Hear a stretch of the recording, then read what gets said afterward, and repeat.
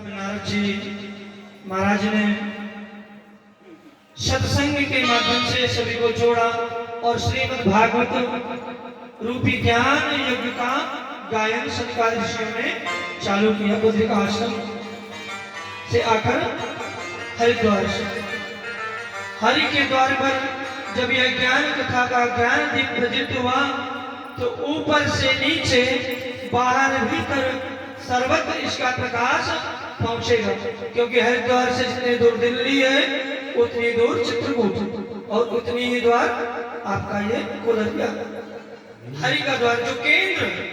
तो केंद्र में हम जब कोई कार्य करते हैं तो उसका प्रकाश चारों तरफ फैलता है। जैसे लट्टू जलना, इसका प्रकाश पूरे कमरे पे जा रहा है बीचों बीच। तो हरि का द्वार केंद्र है हमारी भूमि का। तो वहां पर कथा जैसे ही चालू हुई तो सभी महात्माओं की समाधि लग गई, और जिनकी समाधि दूर दूर लगी थी वह अपनी समाधि छोड़कर हरिद्वार आए कि भागवत की कथा शुरू हो। सब कुछ छोड़कर, जीवन मृत्यु को छोड़कर वहां पर आए और कथा का श्रवण करने लगे। यहाँ गंगा जी का किनारा है। जो गृहस्थ थे वह अपने पुत्रादि को छोड़कर दौड़कर चले गए। जो विरक्त थे वह अपना आश्रम छोड़कर वहां पहुंच गए। और जब भागवत रूपी ज्ञान गंगा गंगा के तट पर प्रभावित हुई और जयकार का जय घोष हुआ, शंखनाद हुआ, तो भक्ति महारानी वृंदावन में वैसे ही उठकर खड़ी हुई और नाचने लगी।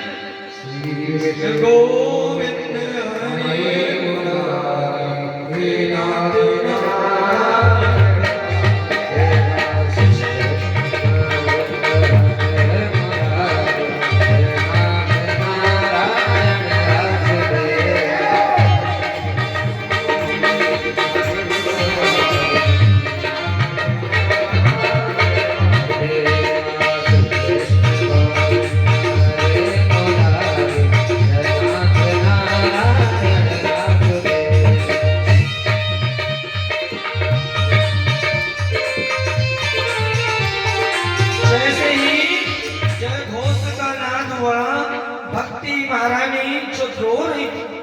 वह वृंदावन में उठी और उनके जो पुत्र थे वह नवयुवक हुए और सभी कैसे गोविंद का नाम हरि नाम स्मरण करते हुए ताली सेवा करते भक्ति महारानी खड़ी होकर नाचने लगी। श्री कृष्ण गोविंद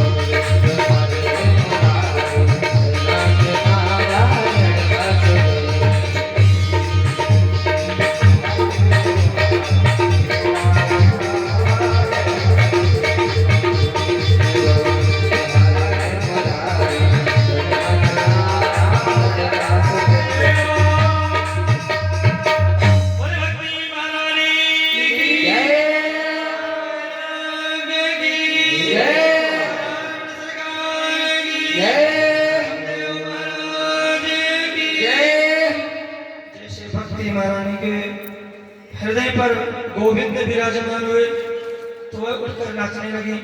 हम सभी भी अपने हृदय पर भक्ति महारानी को विराजमान करें और अपने कष्टों को दूर करें।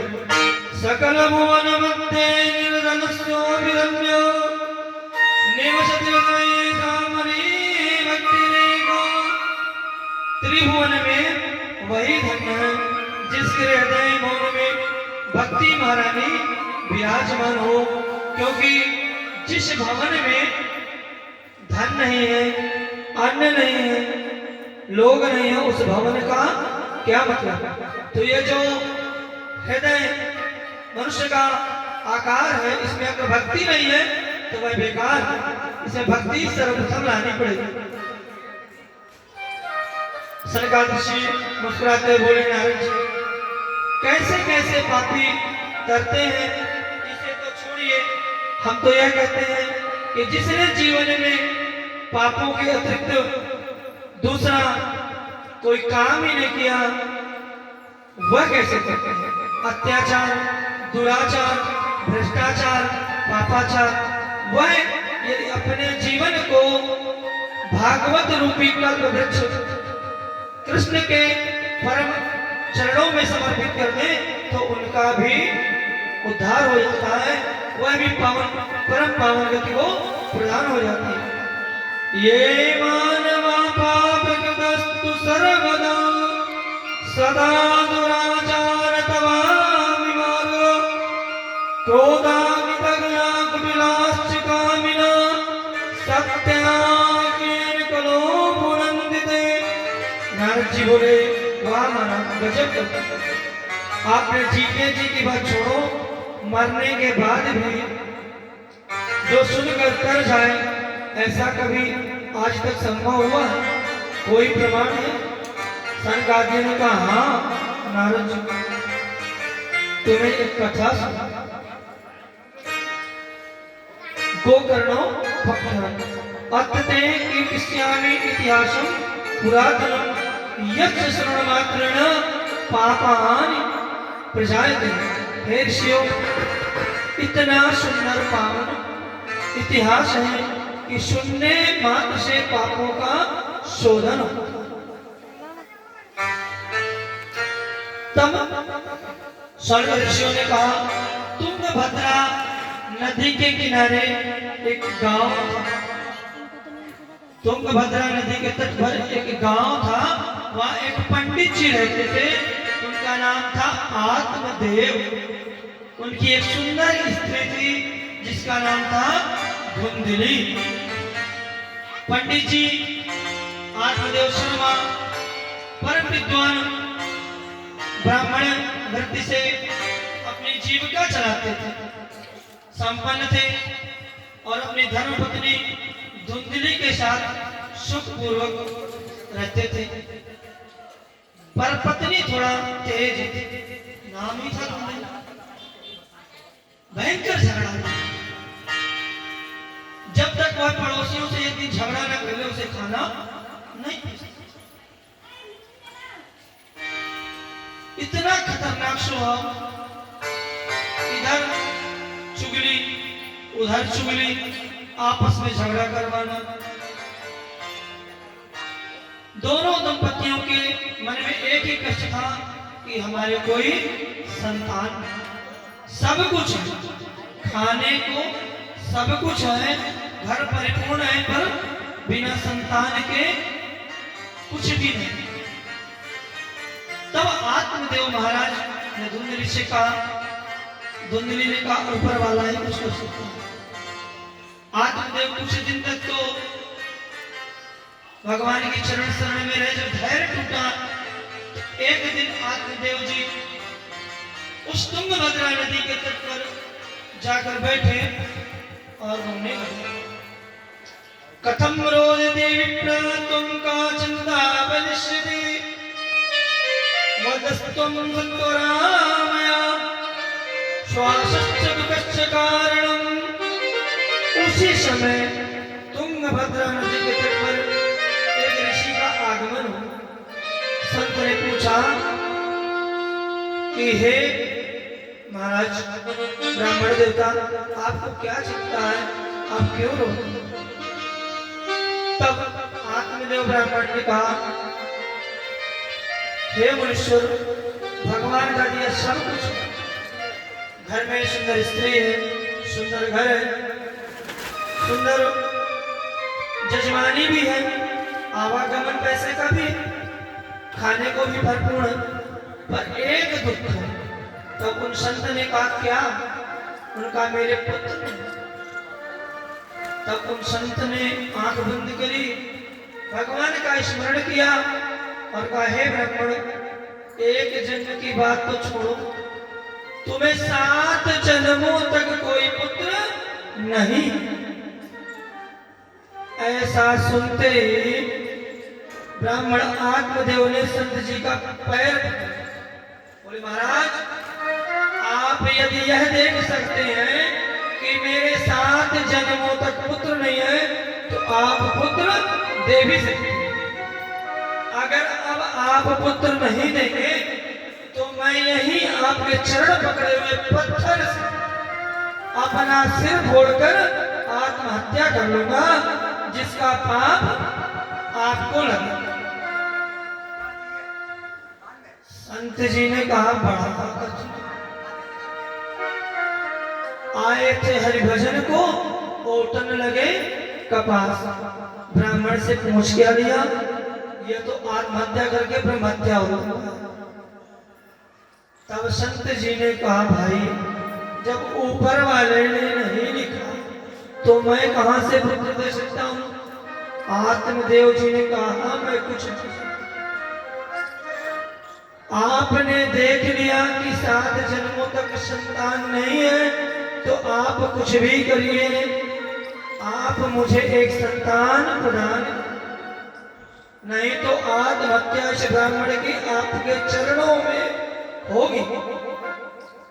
संत जी ने बहुत सोचा विचारा, इसके बाद उन्होंने अपनी झोली में हाथ डाला और एक फल निकाल के दिया और बोले, ले, नहीं मानते हो तो ये फल ले जाओ और अपनी पत्नी को खिलाओ। तो आत्मदेव जी ने कहा, आत्मदेव ब्राह्मण ने, क्या फल खाने से संतान हो जाएगी? उन्होंने कहा, मैं बाकी कुछ नहीं जानता, ये भगवान का प्रसाद है, इसको आप ले जाए। अब भगवान जाने क्या हो। संत जी ने अपना छुटकारा प्राप्त किया आत्मदेव जी से। बोले, हाँ संतानों, संतों की वाणी। अब जैसे आप ग्रामवासी किसी दुख को लेकर बाबा के पास आते भी हैं, अब बाबा कुछ नहीं करते, बाबा कहते हैं मैं कुछ नहीं करता, मैं कुछ नहीं जानता, जो करता है वो बाबा रामदेव करता है, राधा कृष्ण भगवान करते हैं, मैं कुछ नहीं करता, हम कुछ नहीं। तब हम लोग क्या कहते हैं, आप निमित्त मात्र हैं, आप कुछ रास्ता दिखाइए। ऐसे ही आत्मदेव जी को संत जी ने फल दिया और कहा, ले जाओ।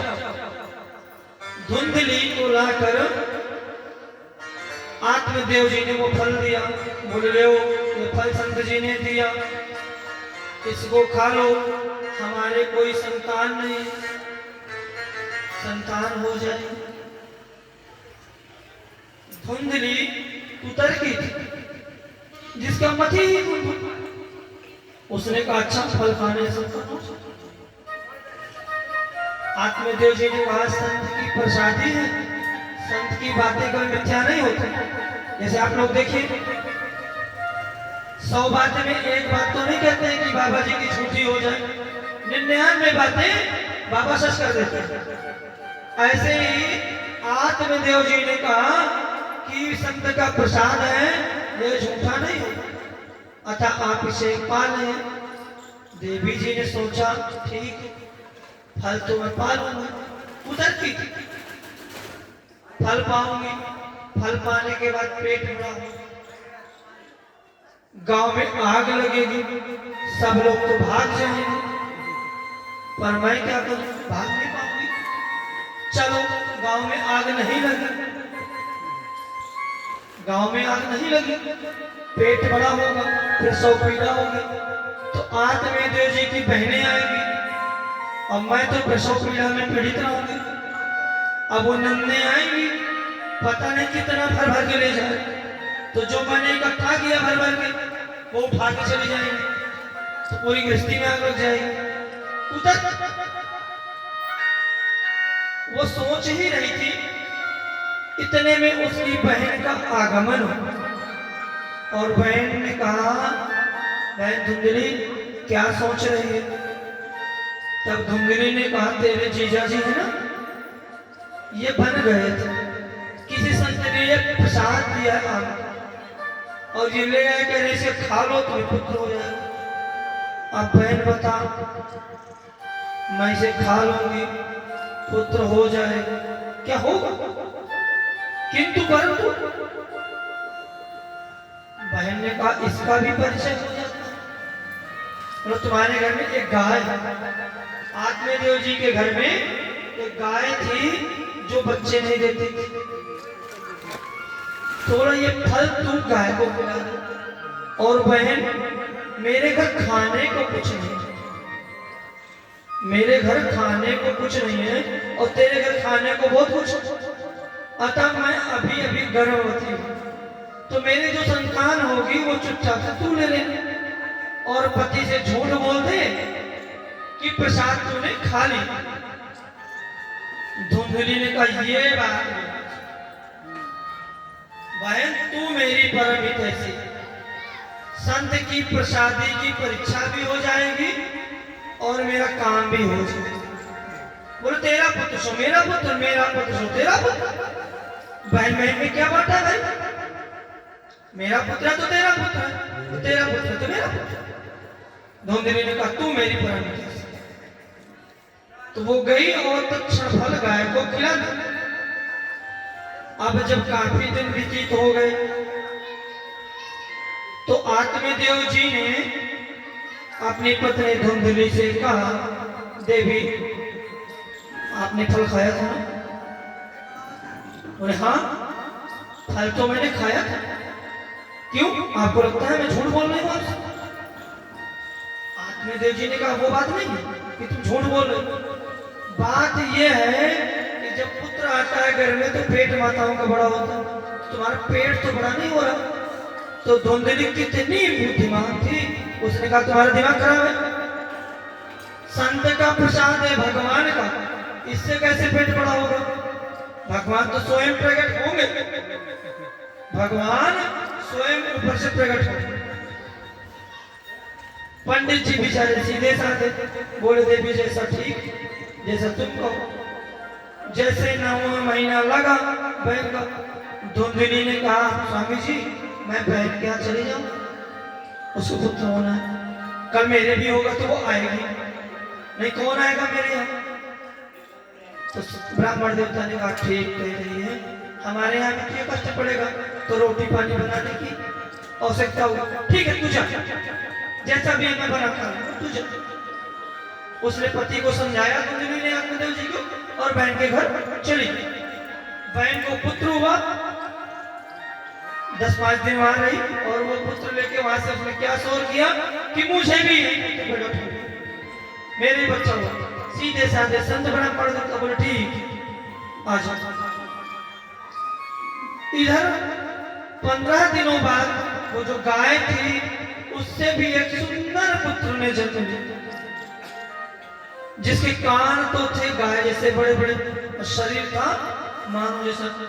गोकर्ण जी महाराज का प्रकट हुआ, बोले गोकर्ण जी महाराज की। आत्मदेव जी ने कहा, बहुत सुंदर, जब खुशियां आती है तो दोनों तरफ से आती है। लोगों ने कहा, वाह भगवान, दिया भी तो छप्पड़ धार के, इधर पुत्र भी घर में हुआ, इधर गाय को भी संतान हो गई। आत्मदेव जी की खुशी का ठिकाना। एक दिन आत्मदेव जी ने कहा कि पुत्र हुआ, उसका नामकरण करना। धुंधली ने कहा ठीक। तो बोली, मैं आत्मदेव। आत्मदेव जी ने कहा, मेरे पुत्र का नाम परमात्मा देव। धुंधली ने कहा, वाह, फल खाया मैंने, प्रसव पीड़ा सही मैंने, जन्म दिया मैंने, लालन पालन मैं करूं और नाम आपके नाम से। मेरा नाम धुंधली और मेरे पुत्र का नाम धुंधकारी। मेरे नाम से मेरे पुत्र का नाम होगा। आत्मदेव जी ने कहा ठीक है देवी, झगड़ा करने से अच्छा है जो तू कहे, धुंधकारी ही सही। ऐसा कहकर आत्मदेव जी ने